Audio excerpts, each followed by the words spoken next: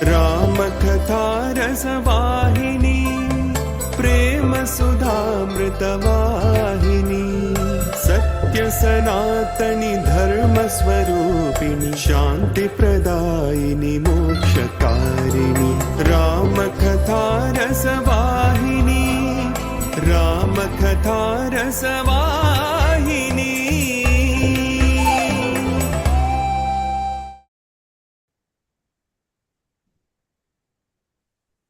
Sai Ram, everyone. Just to recollect where we are in the study of Ramakatha Rasavahini, we are in chapter 2 of the Vahini, and Swami is talking about the lineage of Sri Rama. He started with King Katwanga, who was one of the ancestors of Sri Rama. Katwanga had a son by the name Dilipa. Dilipa and his wife Sudakshina were a very devout couple. They served the citizens of Ayodhya, and while they spent their time like this, they were plagued by a sadness, which is not having a son. And the king was worried that the country will not have someone to rule after him in a dharmic way. And after discussing it with his wife Sudakshina, they went to sage Vasishta to seek his blessings and guidance on what could be done.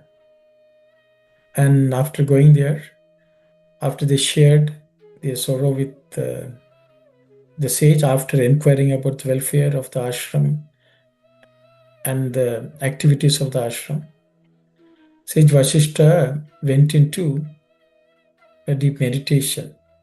I think that's where we stopped. We will continue from there.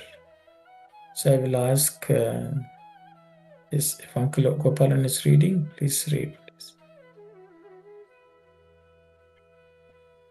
I think it's further next slide, Saishan. This is what we read. Maybe the next slide.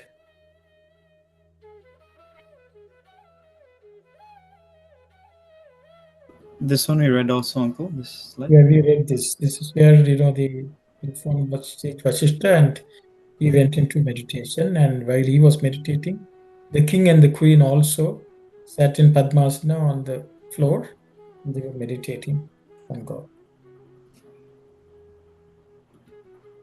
Sai Ram, Uncle Gopalan.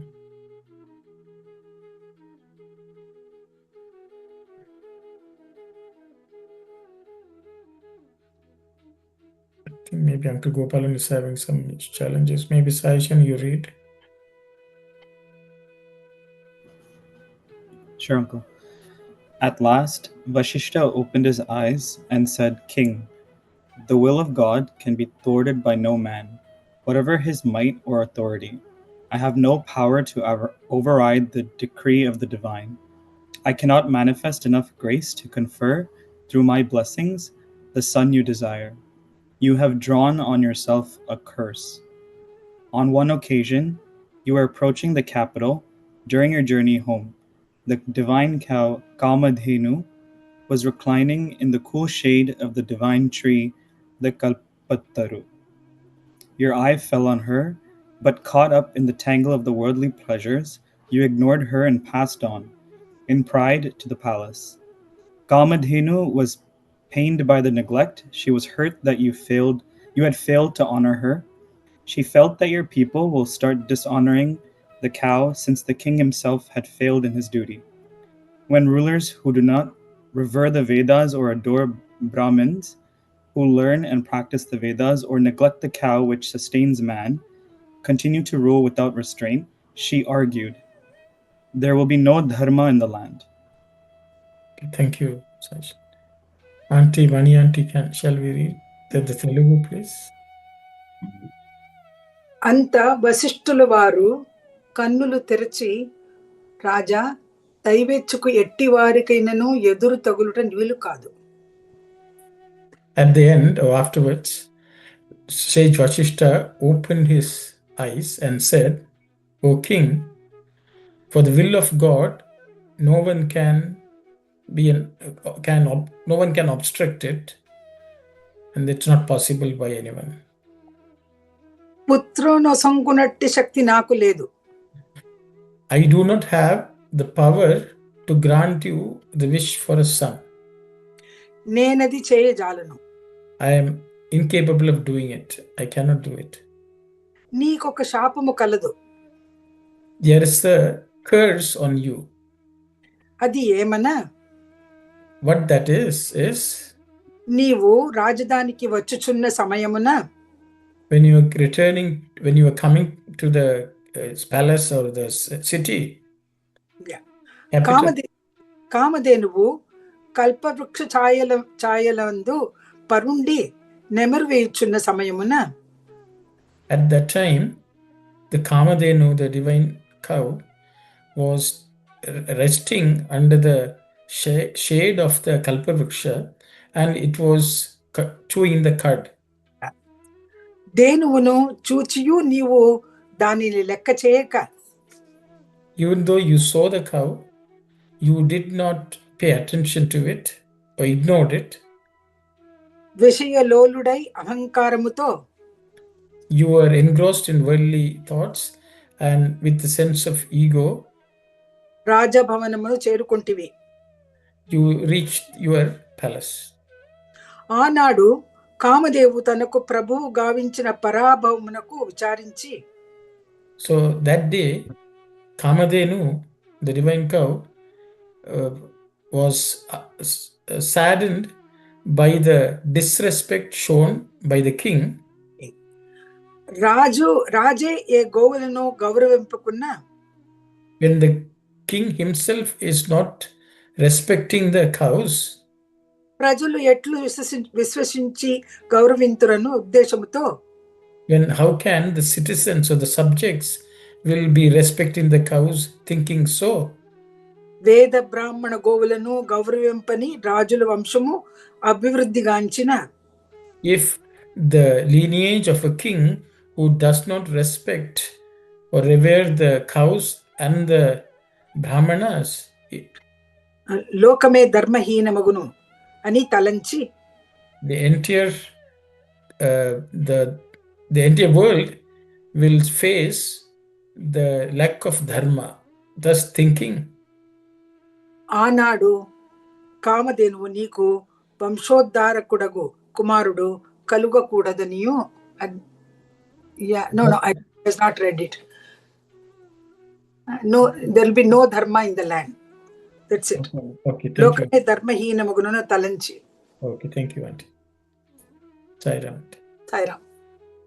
So you can see that Sage Vasishta is in his inner eye. I think he was able to see what the cause of the king was, what the cause for not having the son or children, and he's talking about the curse given by the Kamadhenu.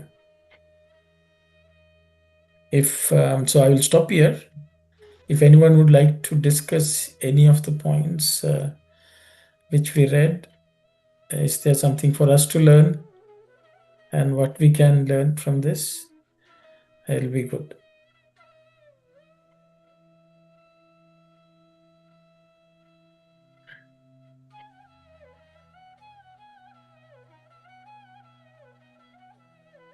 I think in the first chapter also we discussed about curse, sharper, and I think there was lots of discussion. And here you can see the impact of a sharper on a king. And yes, sister. Yes, sister Aruna, go ahead. Sai Ram, brother, there's somebody else wants to talk. Okay, I don't know who. Somebody was okay. I just wanted to understand about the why. What is like why? So there is some message is given that we have to respect the cows, kind of, right? So I'm trying to understand more about it. What is the ritual? So how that has to be treated? So something we don't do it. That's something I think we have to know about it. So this is the good thing. We'll discuss about that too, please. Thank you. Thank you very much, sister. I think someone can shed lights. Rohit has raised his hand. Uncle, actually, I too wanted to ask something similar. The Kamadhenu cow here seems to be the center of the reasoning behind why this king is in his current predicament. So, as Swami has said, we must look at the spiritual and the metaphorical meaning behind this. What do we think is this Kamadhenu from a spiritual standpoint, the divine cow? I'm sure it doesn't mean, I mean, like, I'm sure it's a physical cow, but what is the meaning behind having a wish fulfilling cow, and why, upon ignoring, did the king suffer? I think that's my question. What is the significance of this cow? Thank you very much, Rohit. Sai Ram, Sai Satish. Sai Ram. Okay, please, who wants to say? Someone wants to talk? Brother Saras was about to talk. Okay, Sister Sai Ram, Saras. Sister Saras. I'm not ready for anything, but I joined you guys to see what's happening. Okay, thank you, Sai Ram, sister. Sai Ram. Yes, Sai Satish, please go ahead. Hi, Ramana. So I was just going to say, with regard to both Sister Aruna and Brother Rohit's question, that Swami says they are these 5 matas, and as part of that we have Deha Mata, Desha Mata, Veda Mata, Bhu Mata, and Go Mata. So one of the mothers is Go Mata. So it is not just because Kamadhenu was a wish-fulfilling divine cow, but since cow verily sustains humanity, it gives its the blood which becomes milk for every human being to consume. And that is where it is as good as showing disrespect to one's mother. And that is where it extends to when the ruler Yata Raja Tata Praja. And so Kamadhenu feels at that point that if the king of the land is not revering their own mother in terms of the divine mother, one of the mothers, so it amounts to that level of a disrespect, which is a great sin, and then it will propagate, because we also read in the earlier pages how the body is the subjects and the king is the heart and all of that. So if that example is not set by the king, then if the heart doesn't pulsate in the right manner, then obviously the blood flow doesn't happen to the entire body, which means as much as Swami would say Daiva Preeti, Papa Bhiti, and Sanganiti. That is, love for God, fear of sin, and morality in society. So in that context, if that part of even for being at a point where one dishonors the cow, which is symbolic of one's divine parent, then it has the consequences need to be faced, and this is the consequence. Sai Ram. Thank you very much, Sai Satish. Anyone else would like to say anything? Sai Ram. Sai Ram, Auntie. A cow is supposed to represent many of the devatas in all the parts of its body. If you worship the cow, it's equivalent to worshipping all the devatas. So that's one of the reasons why a cow should be revered and should be taken care of. Sai Ram. Thank you very much, Auntie. Anyone else?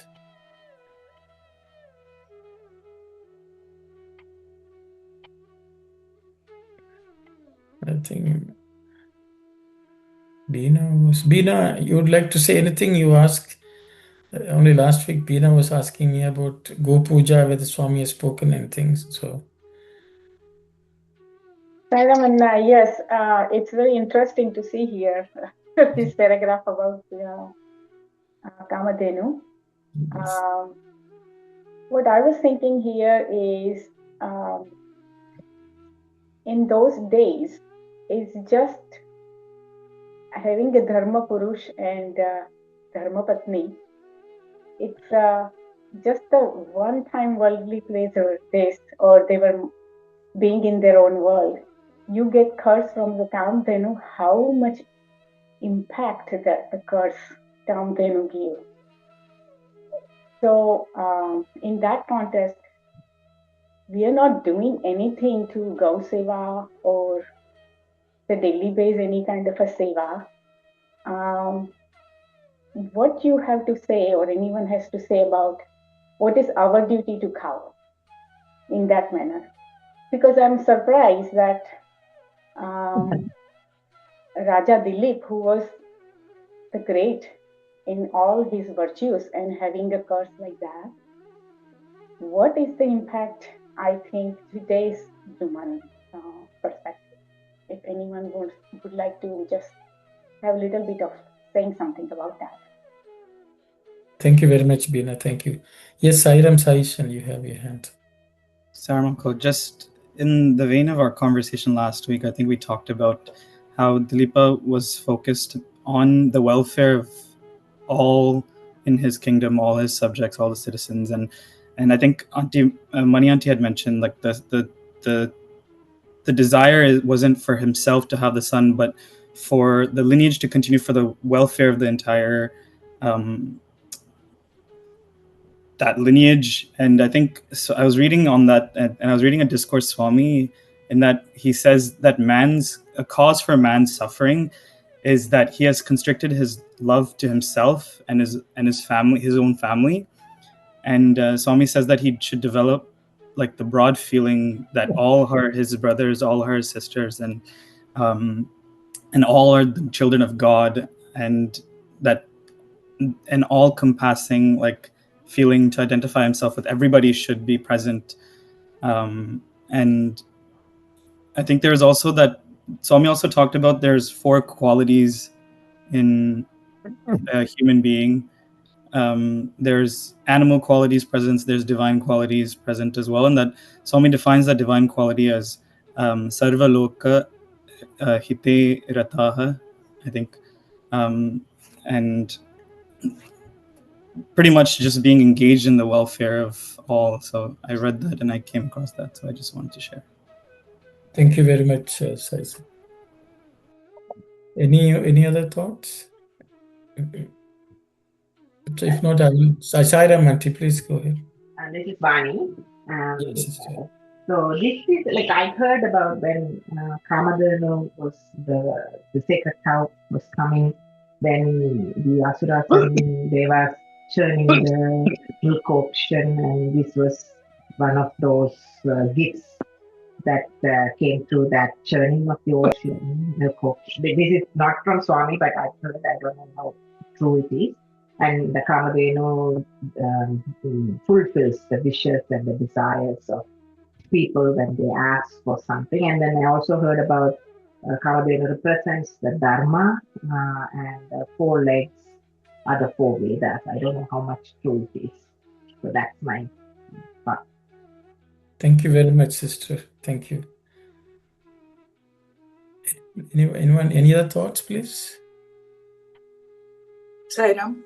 Sai Ram, Auntie, please go ahead.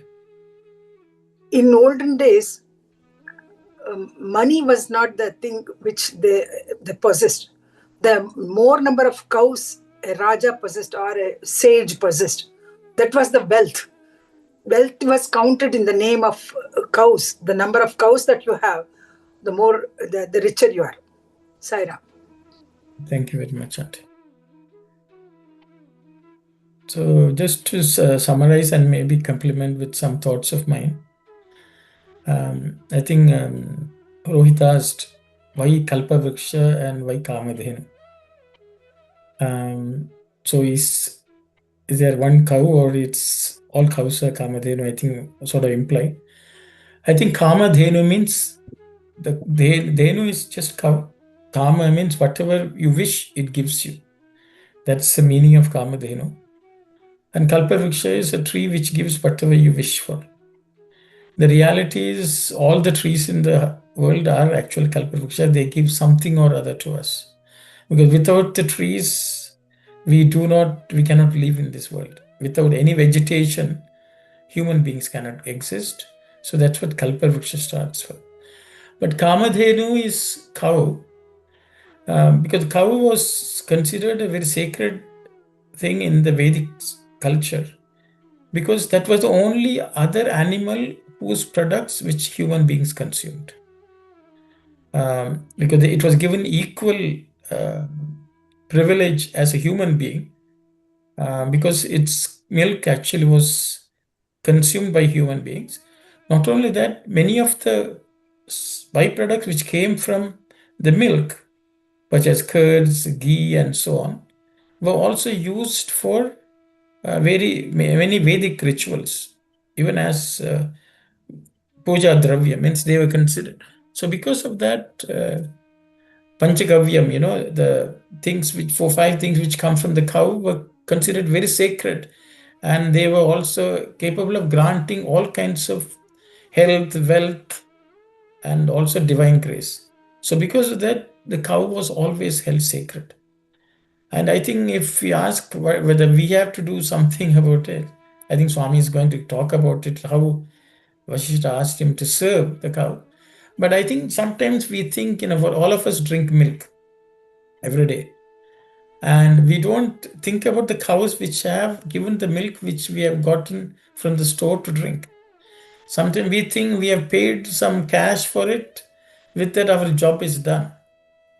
And we don't even pay attention to the way how those cows are treated, whether they have, for the welfare, are we able to do something? I think these are questions which we have to ask ourselves. And I think if we get opportunities, I think we should serve in some way or other. And I think Swami is saying a few ways we can help. Maybe in North America, there are not too many places where they will allow us to go and serve. But in countries like India, or even in here also, there are some organizations which actually are serving cows.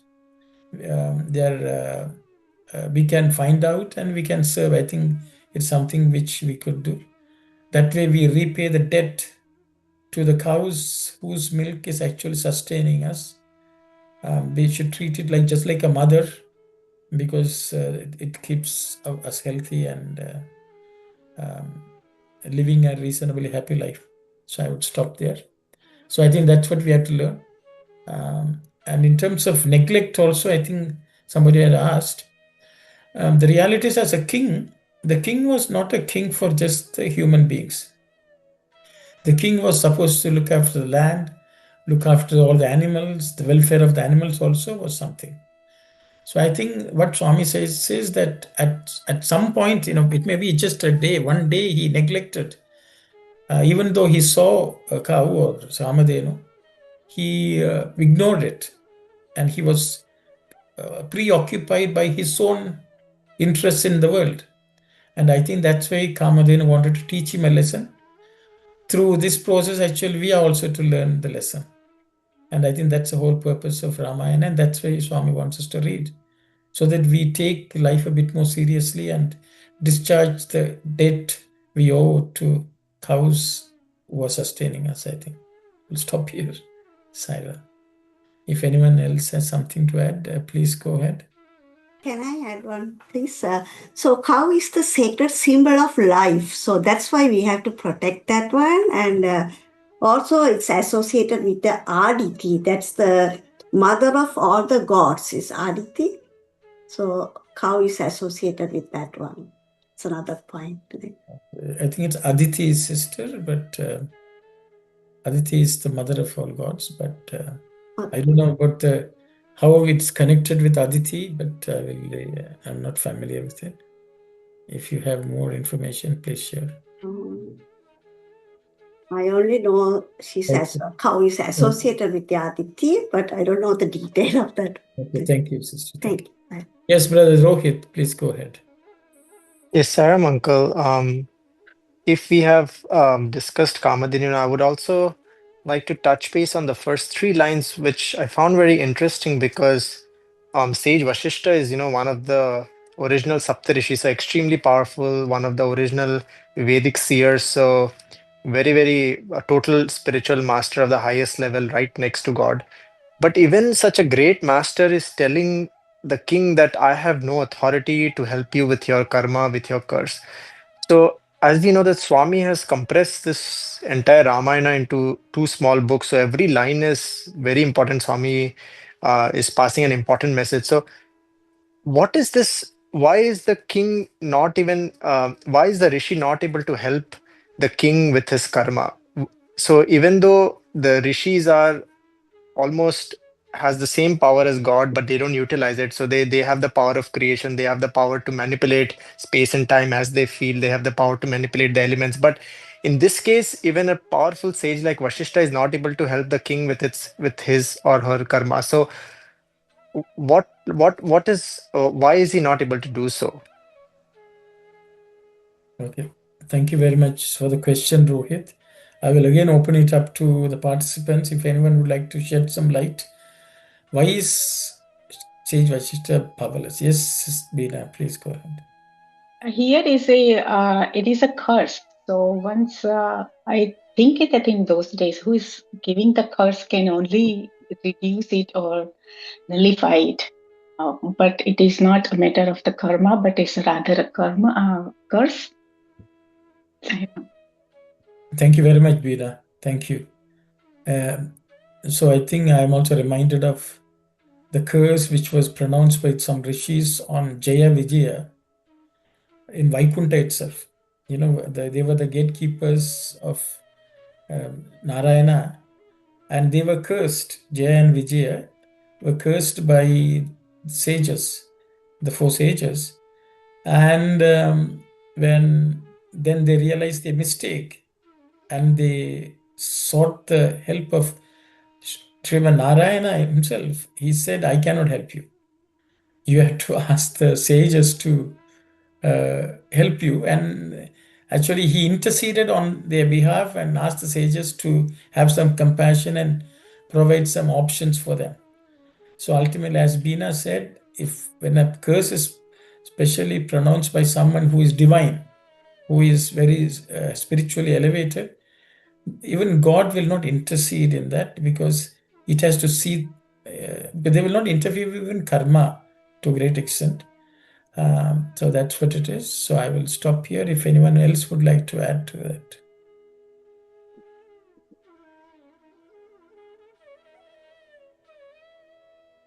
Well, I think the last point you just said, God will not interfere with karma either. I think this is a very interesting point because in the Ramayana, in the epic of Ramayana itself, there is a story where Ravana worships Lord Shiva, and Lord Shiva gives the boon to Ravana. So, and even in Mahabharata, Lord Krishna also says, like, Duryodhana and Arjuna are same to me. It's just that I saw Arjuna first, and that's why I gave whatever he wanted first. So I think this is a very important point in our daily lives because this changes the way we would look at life, right? Like, because we have this very strong embedded idea in us that, God only supports good. But in reality, God, even Swami has said in his scriptures, Swami supports both the sustenance of bad and good. So, yeah, I just found that very interesting that in the eyes of God, really everybody is equal. I think sometimes as devotees, I cannot speak for everybody, but in fact, if I could speak for myself, I think we have this false notion that oh, I'm a devotee of Swami, so that automatically makes me better than the bad people out there. But in reality, I think it's all on karma and tapasya. Because if a bad person also goes and does tapasya, Swami, being Lord Shiva himself, will come down and give the boon. That time we cannot argue like, oh, why are you, why are you blessing that person, Swami? So I just found that interesting. Thank you, Sai Ram. Thank you very much, Rohit. Thank you. See about maybe because Rohit spoke about God and see, there's a saying in Adi Shankaracharya. He says, Ishvara Parjanyavat Drashta. So what he says is God is like water. So for example, for any plant to grow, water is essential. But the type of tree which grows, the water doesn't decide. That is the decision, choice and action by anyone. Whatever seed we plant, the water will give it life. It will not change the seed which we have planted. So we have to harvest the fruits of the tree from the seeds which we have planted. So that is the role of God. He is a witness. He supports every endeavor. But so he's called the Sadharana Karana. So basically, water makes trees grow. That is Sadharana Karana. That means normal cause. But then there's something called Asadharana Karana. That means that which human beings do, which is abnormal. We plant the seeds and the water just makes it grow. So I think any actions we do, Swami, there are many other places Swami has spoken about it. Karma Data Vasama, Naruda Karma Data Vasama. Is it possible to cross over karma? Something which Swami has spoken about again and again. So I'll stop there. If anyone else would like to. Yes, Beena, please go ahead. Sai Ram, just one thought came to my mind that regarding the Gau Seva, then and what we are talking about the karmas. I have also in the Srimad Bhagavatam also mentioned about the Gau Seva very great deal. It also says that doing the Gau Seva, it reduces the karma.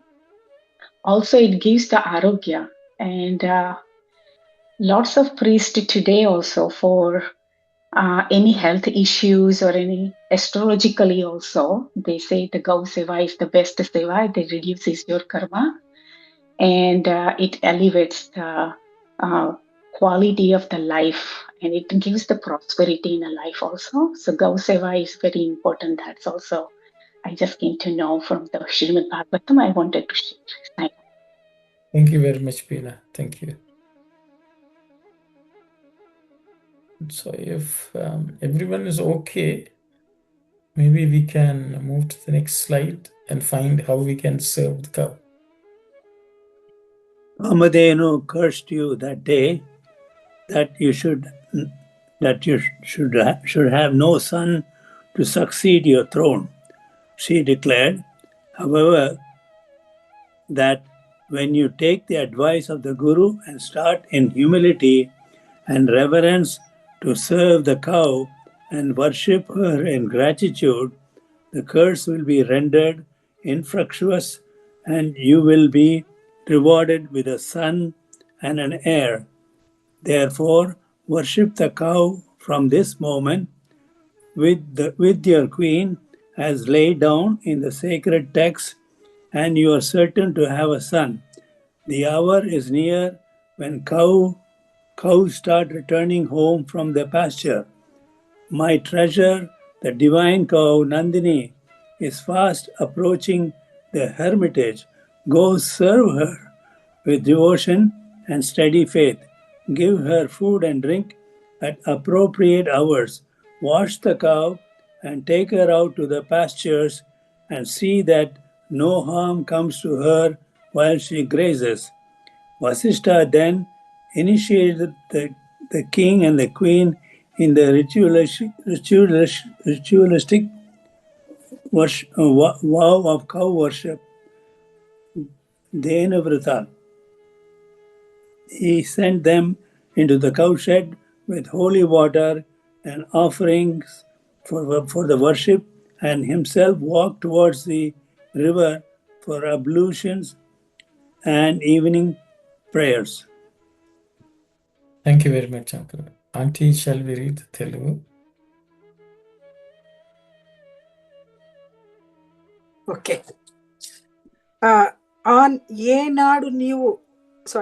ఆనాడు కామధేనువు నీకు వంశోద్ధారకుడగు కుమారుడు కలగకూడదు అనియు.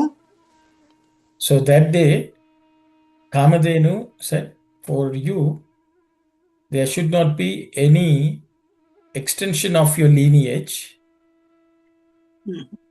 ఏనాడు నీవు నీ పొరపాటును గమనించి The day when you understand your mistake లేదా పరమ గురువు ఆజ్ఞను శిరసావహించి and also taking the instructions by your guru with reverence, తిరిగి గోపూజ ప్రారంభితువో then again you restart the puja, the worship of the cow.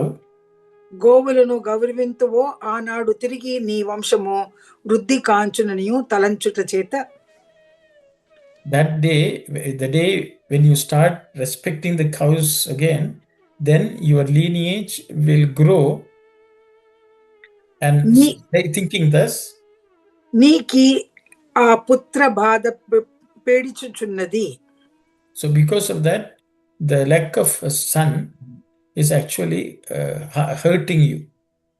Yeah, bothering you. కాన నేటి నుండి నీవు గోపూజ సతీ సమేతముగా Therefore, from today onwards, along with your wife, doing go puja or worship of the cow, సక్రమమైన మార్గమున్న సలిపితివేని తప్పక పుత్రప్రాప్తి కలుగును. If it is performed as prescribed in the right way, then without fail you will have a son. ఆలస్యము చేయకు. Don't delay. సాయం సమయము కావచ్చినది.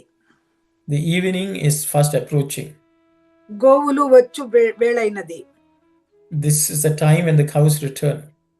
నా అగ్నిహోత్రము యొక్క నందిని కామధేనువు వనము నుండి వచ్చుచున్నది. My cow, which is actually an agnihotra, which is used for agnihotra, for my worship, it is approaching the ashram from the forest. వెళ్ళి ఇప్పటి నుండియే గోసేవ చేయుడు. Go and now itself you start doing the serving the cow.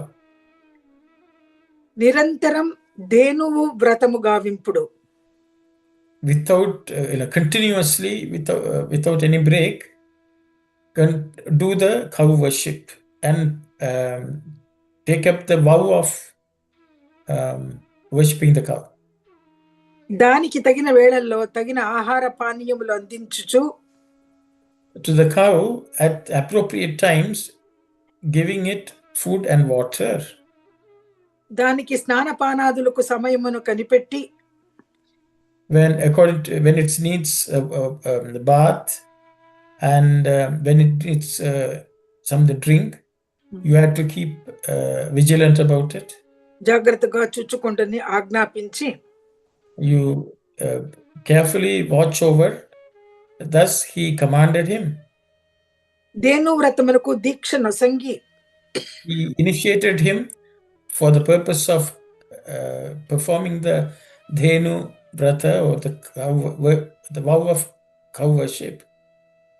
తీర్థ ప్రసాదములతో వారిని గోసేవకు పంపి He gave him prasadam as tirtham, water, sacred water, and he sent them off for performing the service of cow.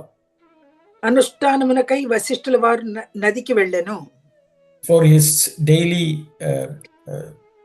rituals, he went to the river. Vasishta went to the river. So I will stop there. So Sage Vasishta has given some instructions and some technique through which he can get the blessings of the cow, and the Nandini, who is the cow which supports Sage Vasishta in his worship, he has sent him off to the cow shed. So I will stop here. If anyone would like to share any thoughts, please do so. Sai Ram. Swami here he says, అగ్నిహోత్రము యొక్క నందిని కామధేనువు. What is అగ్నిహోత్రము యొక్క Nandini means here? The way I understand, So Nandini is the name of the cow. Cow, yeah, I know. So that is from that I think we can make out that Kamadhenu is the generic term, but Nandini is a particular cow which serves sage Vasishta. Krishna. And Agnihotramu Yoka means I think that is the Panchagavya of the Nandini cow only is used by I think sage Vasishta to perform his Agnihotra worship. I think so. It's I think from what I understand, sages identify a particular cow with which actually they use all the Panchagavya for the worship. So I think in this case, Nandini is the cow which sage Vasishta was using to, I think, obtain all the Panchagavyas for his Agnihotra. That's my understanding. Not, I think even doing Agnihotra, cow was the part of their worship also. Exactly. That's why Swami is saying Agnihotramayoka Nandini. So while doing like Agnihotra, Nandini was present and she used to be worshipped. Sai Ram. Thank you, Auntie. Sai Ram, brother, you have mentioned that Nandini is the particular cow Vasistha was using it, but then what about the Kamadhenu? Then is a general term? The Kamadhenu means anything which gives you what you wish for. I think that's my understanding. So it is not some cow in some heavenly land which is there. Okay, any cow which grants you what you wish for is a Kamadhenu. Okay. So generally idea is the cow should be willing to give milk and whatever else you need. So you have to seek its blessing and receive it. So that was the way people approach cows. So Kamadhenu is any cow which is granting your wish for milk. And Okay. that's my understanding. That's why even Kalpavriksha is actually the world itself is Kalpavriksha. Whatever you wish, the world gives. And sometimes maybe not immediately, but any time, any wish we have, the world will give you one day, whether you like it or not, whether you want it or not. Once you ask, it's given. It's my understanding. Sai Ram. Thank you. Sai Ram. Sai Ram. Yes, Auntie, please go ahead. This particular Kamadhenu was named by Vasishta as Nandini. Nandini was the name given by Vasishta to that cow. Sai Ram. Yes, Sai Satish, please go ahead. Paramana, and mythologically they also say that Nandini is the daughter of Kamadhenu. So that is also from a mythology point of view. Though the essence is like what you mentioned, every cow is Kamadhenu as it sustains us. I think, so it's as good as Kamadhenu being served in the form of her daughter Nandini, which also, as much as the daughter being served amounts to the mother being served, which directly comes back to the curse also being redeemed by Nandini. So, thank you very much, Sai Satish. So I think Rohit had already mentioned we should look at it spiritual point of view. See, when Sai Ram Sanjay, please go ahead. No, I don't know. Please go ahead. I'm a filler only. No. I actually had a question. So finish your thought, please. Okay, so the thing is, we should understand the spiritual parlance. Every individual we meet is also God, because there is divinity within that person. It's as Swami would say, Manava Seva is Madhava Seva. So we should understand every living being is a spark of the divine. Kamadhenu, if it's a supreme cow, all the cows on earth are actually her children. Because when we say Kal, we churn I think somebody brought about the churning of the Milky Ocean. Milky Ocean is nothing but in our heart, Swami would say. So if a Kalpavriksha came in, so that was the first time all the trees came out. When the Kamadhenu came in, all the cows came. So they symbolize the creation itself to some extent through the churning process. So I think by looking at every cow as a Kamadhenu, just the way every human being we should see as an embodiment of Swami or love or God, I think that's spiritual progress, progress which we have to achieve, I think. So I will just stop there. Yes, Sai Ram Sanjay. Sai Ram, no, I was still stuck on the previous section. When you think about it, all he did was, it was not even like he performed an action that brought about the curse. It is almost not doing something unintentionally that brought about such a devastating curse for a king. It just got me thinking, how today in the world we live, everyone is multitasking on so many things. And how often are we forgetting to do the things that we should be doing at any given time?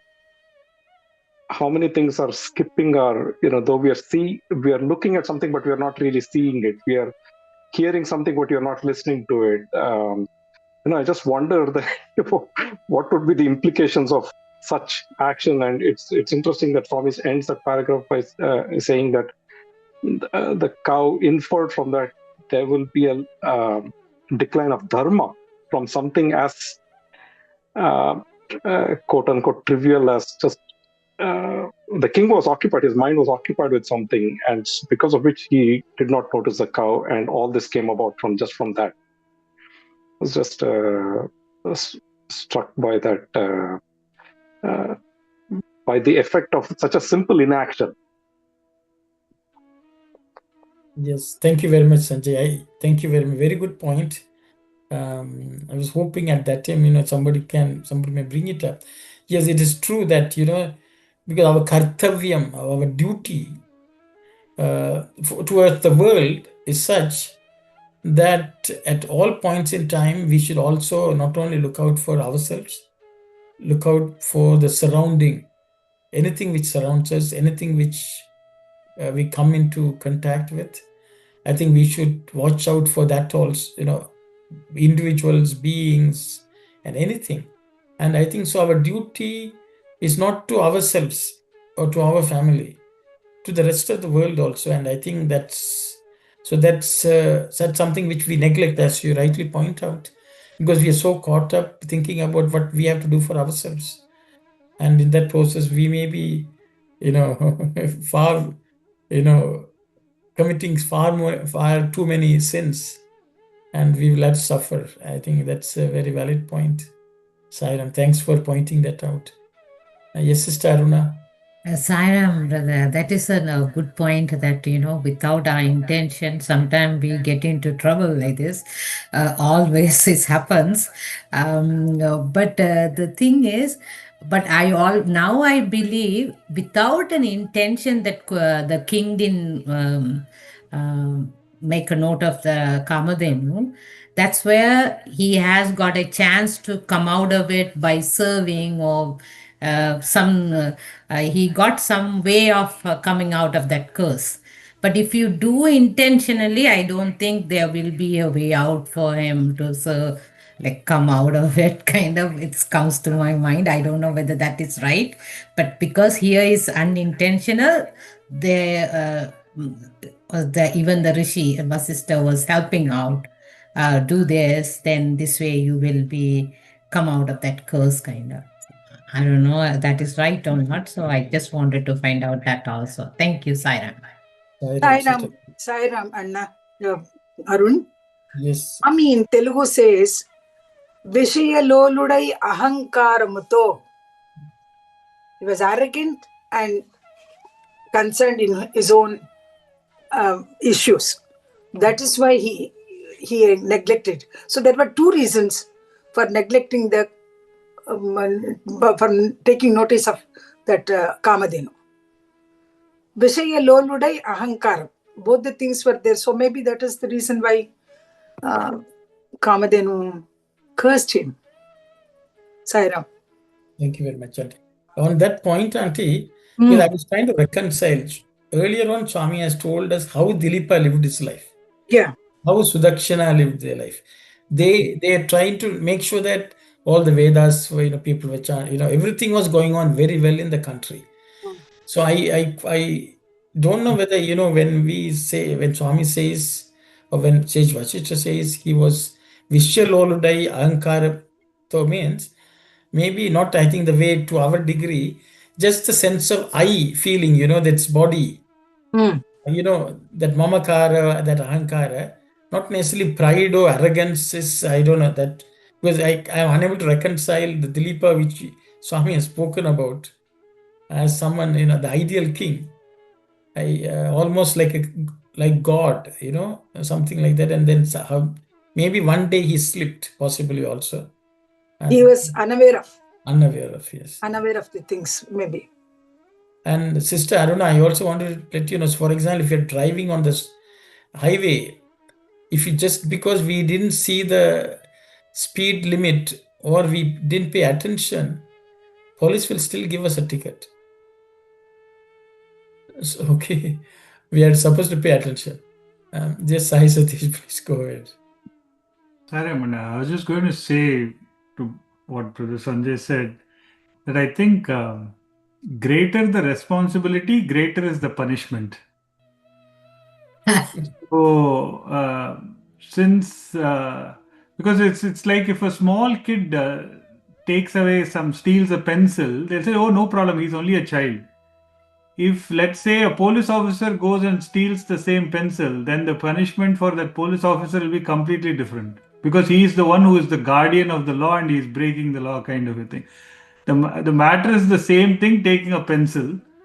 So I think it gives us, I'm not taking the license for us to ignore the cow that way, but for Dilipa, I think it is literally walking on razor's edge. I think when one is having that position of authority, every second which tells the way they have to lead their life. And like you said, even if one moment they slip, the fall is tremendous. So that is what I see of it. And in this case, and it also comes down to Desha Kala Paristhiti kind of a situation where at that point in time how Dilipa has responded. So I think it shows that even for a moment, the world should not be prioritized over God and the godly.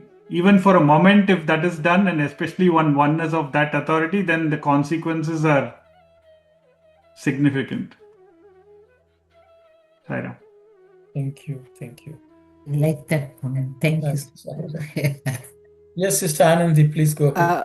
Sai Ram, brother, you mentioned that world is a Kamadhenu and it will give you whatever you want, whether it's good or bad. Could you please explain a little more on that point?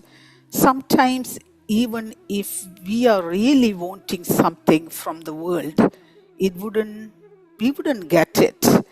Then how that statement, maybe I may miss something, No, I understand your question, sister. And I said it in the context of Kalpa Vriksha. In this world, generally the world is considered a Kalpa Vriksha. It grants you everything you ask. So the belief is, not the belief, the Sanatana Dharma states that if we are having a particular desire, that desire will come to fruition either in this life or in one of the future lifetimes. We may have to take multiple births to achieve that desire. So that's why a desire becomes a vasana, and then that will become a seed, a karma actually, which will sprout at the right time in whichever life when the circumstances become right. So no desire of ours goes in vain. No, that's why curbing of desires is recommended in the Sanatana Dharma. The thing is, we may not get it today or within the timelines which we expect it to come to us, but the universe does not forget it. because your desire will stay with you until that fructifies in some lifetime. That's a belief of karma theory in the Sanatana Dharma. That's why maybe our ancestors or the Sanatana Dharma tells, even if we study in this birth, it would be coming with us for many births and all those things. Yeah. Yes. And also I thought that maybe in this particular the chapter, Swami tells about the Kamadena, but right now in this Kali Yuga we can see that if we ignore the mother nature, how all the countries and the universe go through several disasters, maybe that is also indirectly it's a cursing, from the mother nature, that's why maybe even if we don't have a cow or in the Kamadenu to look after here, maybe if we take care of the mother nature, that would be a alternative one for all of us. It could be, the habitation, or that's why currently, maybe the younger generation, they fight for the, the habitations and the, how to save the world and those things. Maybe that's the way I put it in the modern world or in this yuga.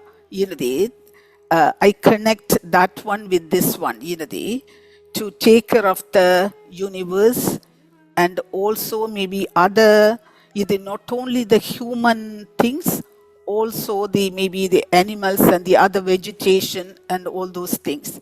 Thank you, Sai Ram. Thank you very much, sister. Thank you. Very nice. Yes, Brother Rohit. Yes, uncle. So, I just found it interesting that when everybody was, we all discussed about how was it the action or rather the inaction of the king which landed him in this hot water. I thought of this discourse by Swami. I'll just read it. I feel like this might help us understand it better. It was in summer showers in Brindavan, 1972. Swami said. According to the Gita, and I'm quoting Swami's discourse here, according to the Gita, there are three kinds of karma: karma, vikarma, and akarma. Karma may be described as the ordained duty. Vikarma deals with certain actions which are prohibited, but such prohibited actions, if and when they are undertaken for God realization, become sanctified. Akarma is described as pure laziness or idleness. Full stop. So, would it be safe to say that this action of this king, which was sort of neglect and ignorance, would fall under akarma, which Swami has described as pure laziness or idleness? Yeah, I think we have discussed this in detail in the Gita Vahini.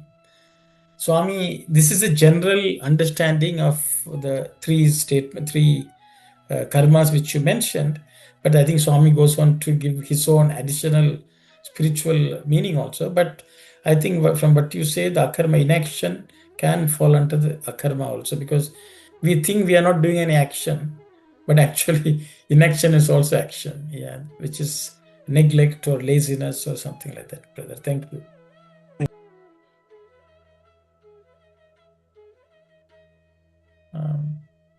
Anyone else would like to share any thoughts? Or okay, then maybe we will move on. Sorry, Yes. quick question, brother. So everybody's talking about the curse. Or thought of asking you, if someone's trying to do a good gesture or good with good intention, trying to do something to another person, but a curse comes from the other side, will that really matter? Will that really affect this person, because this person is trying to do good only? So I just want to know how God interferes in this situation. Okay, good question, sister. Sister Brinda is asking, when we do something good, if somebody cursed us, will that affect us? Is her question. So I will open it up to others based on whatever you have learned from Swami specifically. I would say, would you have something based on whatever Swami has said here? would it affect us? I think is a concern.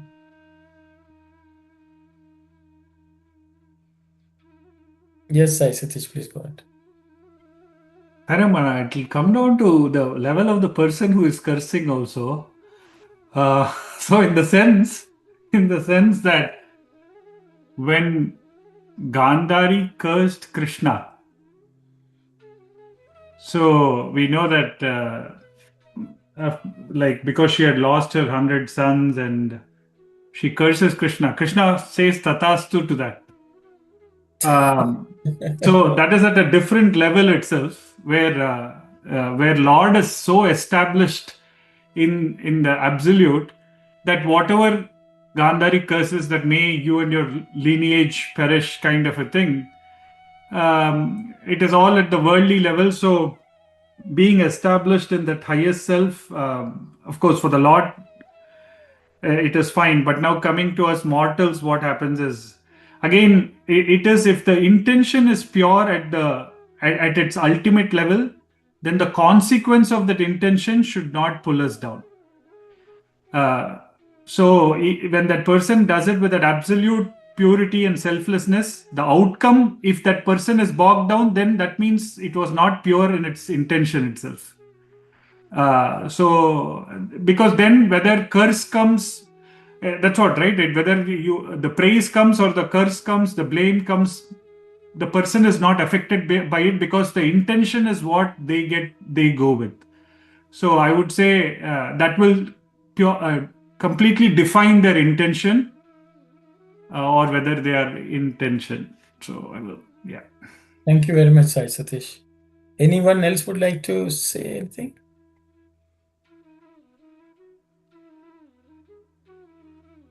Yes, brother. Sai Ram, yeah. I'd like to say something. This is my opinion. It's like a thought when entertained, then that thought is materialized.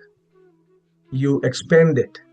So when there's a curse, if you accept the curse, then I think it will affect you. But if it's not accepted, it's like Baba says, if you send a mail to someone, if the recipient does not accept it, it goes back to the sender.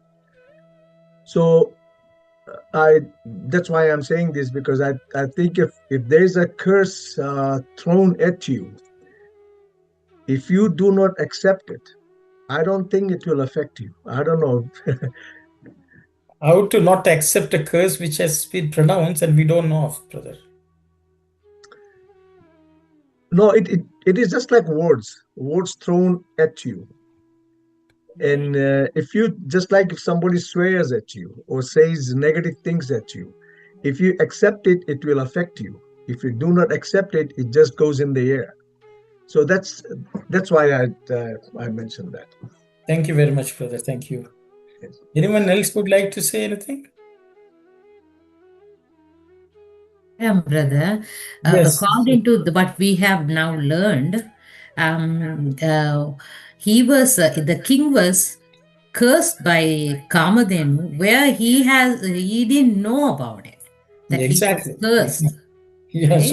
So it's affected him, right? Whether we take it or not, the curse was affected him. That's how I am thinking based on this story. Thank you, sister. Thank you. Yes, Sai Ram, Bina, please go ahead. Yes, I'm just saying to Sister Aruna because it's coming from the divine. There is a divine word there. It's a curse is coming from the divine, then it is affected no matter what. It is so in a way what Brother Sai Satish said, that it's a level, even a time and patra and kal and things like that. So here it is in this slide is a divine Kamanandini, right? It's approaching and the Kamadhenu gave the curses. It's a divine time also was divine. So the curse was affected. That's what I have to say. Thank you, Sister Bina. Just one thing to add to that, because Veena, when you're saying that, yes, it's a divine thing, but I'm just thinking after you're saying that's the right thing because of the divine curse, but still, what that example is Swami is talking about, that we are discussing that we shouldn't ignore anything, any duty, kind of, right? So if we ignore something and if we don't know and somebody is cursing, so then that will come to us. Kind of, I'm thinking now. I don't know. It's good to understand clearly because we are in the world and this is happening around us. So just to have a more understanding on that would be nice. Thank you, Sai. Thank you very much. Yes, Sister Vani. Sai Ram, brother. So, in answering back to Sister Brinda, if we are doing some good deeds and Swami says we are not supposed to expect the outcome or the results from those good deeds. So, if somebody else is cursing for the good deeds that you're doing, if you're not expecting the good deeds and whatever that they are cursing or whatever, that's their karma. That's how I will take it.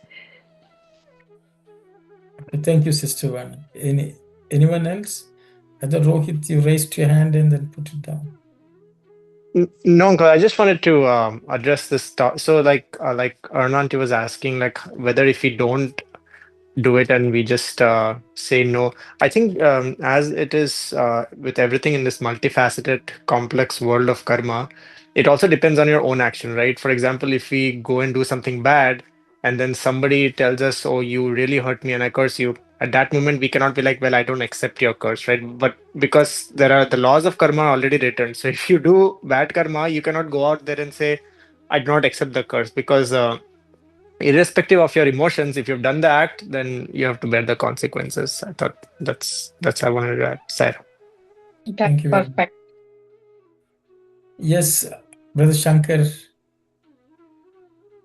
Yeah, this is just on a sideline.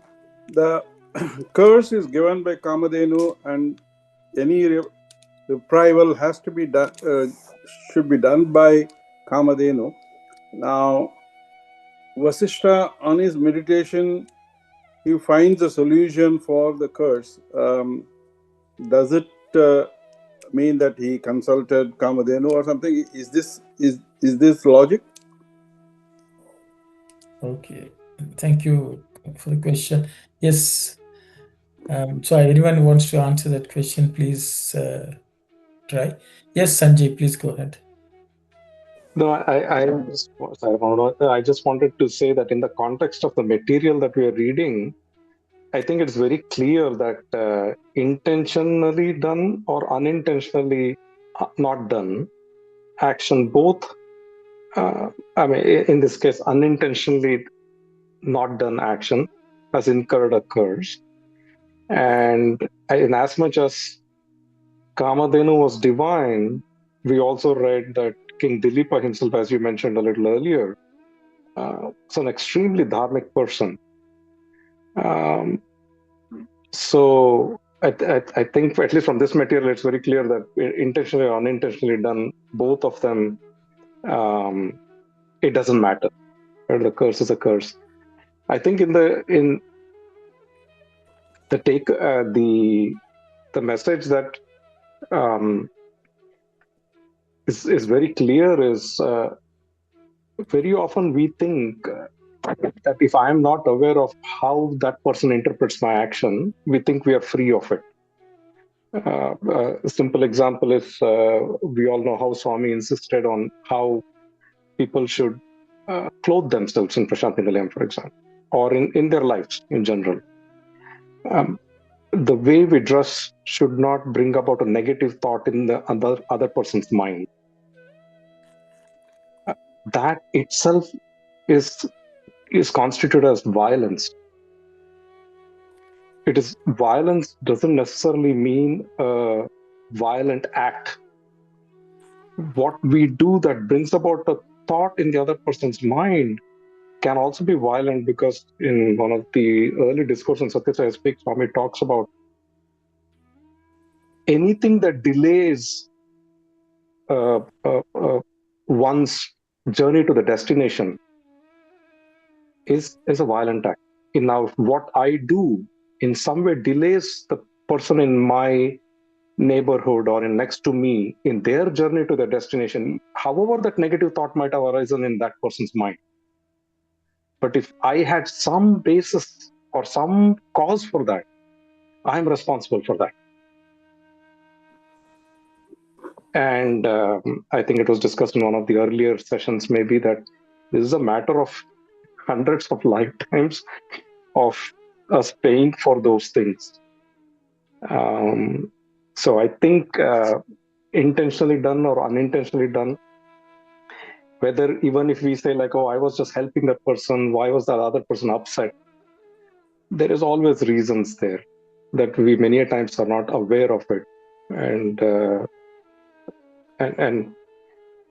I think that's why we can, at best, we can do, offer it to God. Not necessarily the fruits. I mean, that's way far away. Karma phala tyaga or nishkama karma is way. It's much further away. But at the very minimum, just following simple karma siddhanta, offer the action to God, saying like, I did my best I could. If I've offended anyone or anyone is hurt, please grant them peace, and that's the best we can do. Thank you very much, Sanchez. Thank you. So I think, Sister Brinda, I hope the answers came clear.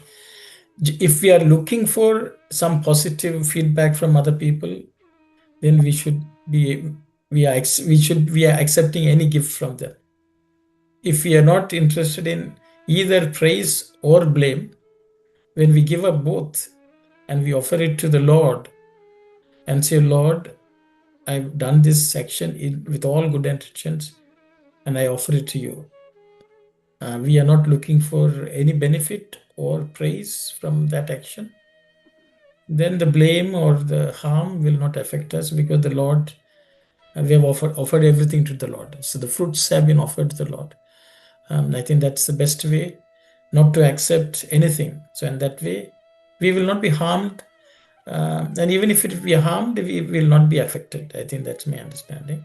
Yes, And thank you, brother. Yes, yeah, totally agree. And of course, we are not expect anything in return.